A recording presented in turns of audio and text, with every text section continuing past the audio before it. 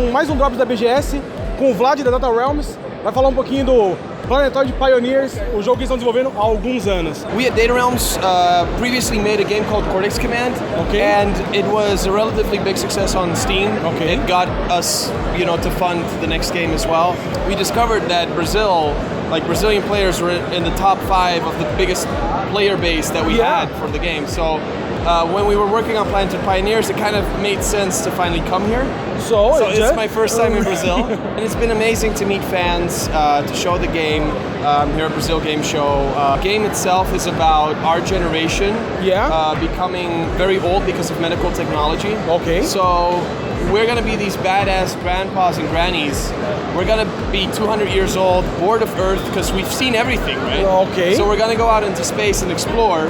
We're gonna find new technology. We're gonna, find new planets. The game begins with you crash landing on this planetoid. So it's kind of like this traditional Robinson Crusoe scenario of having to survive, gather resources, exploring, and you want to build a spaceship to escape that planetoid.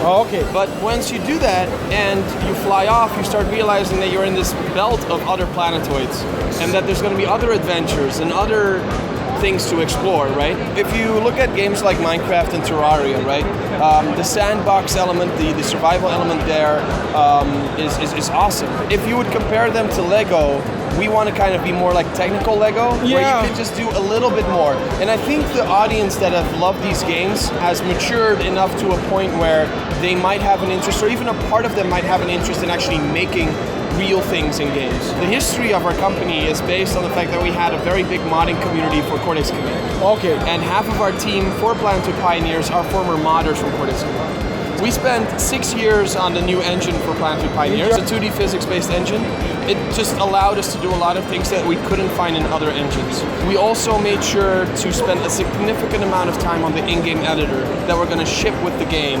We're going to launch the game on early access early next year, first quarter of next year. And people are going to be able to not only just play the game, which is going to be fun on its own, but we're going to also ship it with the editor so people can build things themselves. They can go into the existing planetoid, the existing vehicles, creatures, robots that are on the planetoid, and then adjust them, or they can make their own using our tutorials, using help from our existing modding community and so forth. Cortex Command was a very natural development. Like, we didn't plan on the game being driven by mods. It was our founder Dan who made the game very moddable for his own sake, so it's easy for him to develop. And then people picked it up. So with Planetoid Pioneers and the editor that we built for that, we specifically are designing the editor to be easy to use, to be very low barrier entry for people that are curious. And then if people want to do really sophisticated stuff, they can go into the code. And we're using Lua, which I recently discovered is an actual Brazilian scripting language. People can pick that up. They'll have an editor inside the game to script if they want to. They don't have to, and that's the important part. I'm not a programmer myself, and I'm able to make cool guns. It's amazing. And stuff like that in the game. Specifically, spent a lot of time also making sharing easy. So when you make something in the editor like you saw, you can save it as a PNG file. And all of the textures, all of the audio, all of the code that you use for that specific robot or vehicle is going to be hidden inside the PNG as binary code. So you can share it very easily because the browser will think it's an image. Right? Skype will think it's an image. You can put it in Dropbox. You share it with me, I drag and drop it into the game, it will work right away. You can see other games, like Skyrim, they have mods, but sometimes the mods conflict and all this stuff. So we want to avoid all of that and make it as easy as possible for people. And it's easier than all. And the most important part, like you said, is community. So what I've discovered is that in Brazil, there's a lot of creativity, there's a lot of desire to create. I mean, Lua was made here, right? It's kind of funny to be here and say that. So anybody can come into the game, can already sign up. If you go to signup.planetoidpioneers.com, you can already sign up to get an early build of the game and access to our Slack community, which already has 700 people in it. We have a waiting list of 2,000 people to get in. Don't worry, you will get in soon enough. Who are on right now actively adapting and adopting and adapting the vehicles that we made, making their own stuff on top of that, making planets. And so I think that there's a lot of people in Brazil that might be interested in doing this, and our hope is that we eventually also can allow people to monetize their creations. So we might create jobs or allow people to make that first step into game development through our game, which already happened with Cortex Command. So we've had people that approached Dan or approached me that said that they got into computer engineering or game development because of the modifications they made in Cortex Command. And that's really close to our hearts. We still have a lot to do on the gameplay side, but that's also why we're waiting with early access to launch in the first quarter. But we want it also to be a fun game for people who don't want to build. Yeah.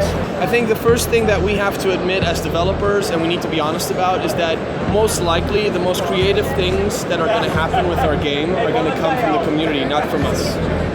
So that's what we have to be honest about and admit and embrace. If we embrace that and we process that into the game, that's when everyone is going to benefit. You are going to benefit as a player, and the modders are going to benefit because it's just going to be easy for them to express themselves in our game. And you know, we are a small team. We can't be everywhere. We're 12 people in 9 different countries.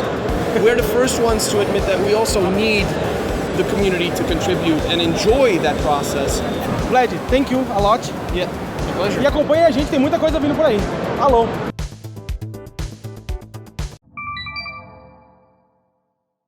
Fala galera, bem-vindos ao Flynns. E outubro é o mês de aniversário do nosso canal. O Flynns vai completar 1 ano e vai fazer vários sorteios para vocês. O terceiro lugar vai ganhar um Funko Pop do Groot e um Dice Game. Para o segundo lugar, uma figura do Stormtrooper e um livro Herdeiro do Império autografado pelo autor. E o primeiro lugar ganha o prêmio mais chato de todos, uma credencial para os 4 dias da CCXP. Para participar é só você curtir a nossa página, se inscrever no nosso canal, compartilhar esse post onde vai ter o link da promoção. Então fiquem ligados porque no dia 30 de outubro iremos saber quem será o ganhador.